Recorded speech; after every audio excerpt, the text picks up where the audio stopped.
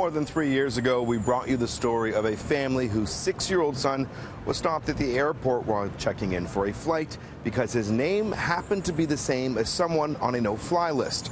The story brought multiple Canadian families together with the same problem. They took their fight to Parliament Hill, and this week they're celebrating a victory many told them would never come. What did people say to you when you first embarked on this journey? You're out of your mind.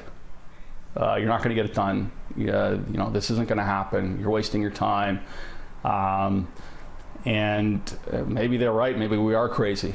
But sometimes it's the crazy people that get stuff done. This week, the Senate passed Bill C-59, the Liberal government's national security legislation. The end result is a better, stronger bill that corrects a number of mistakes. Rolled into the bill are plans to amend the Secure Air Travel Act, which will resolve delays for Canadians wrongly flagged at airports, many of whom have shared their stories with us. I'm like, I've done nothing wrong. I have to think about whether I want to go or not before even booking tickets, because I don't know what's going to happen when I get to the airport.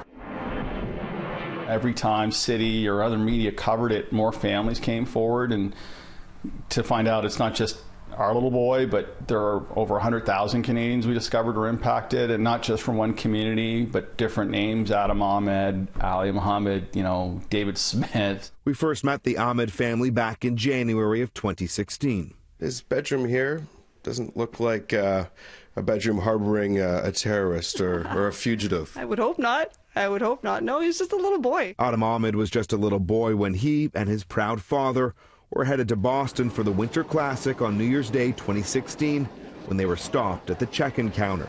Solomon Ahmed tweeted out this photo of his son's profile on an Air Canada computer system, which listed the 6-year-old as a DHP, deemed high profile. I had no idea that tweet would lead to this. When it started, we were afraid, but one of our advisors, Lori, told us, she said, this is bigger than you now. It's no longer about your boy. It's other kids and families who don't have a voice. The feds have now pledged more than $80 million to create a new system that will in part allow citizens whose names match those on a no-fly list to apply for a special ID number they can use when booking travel.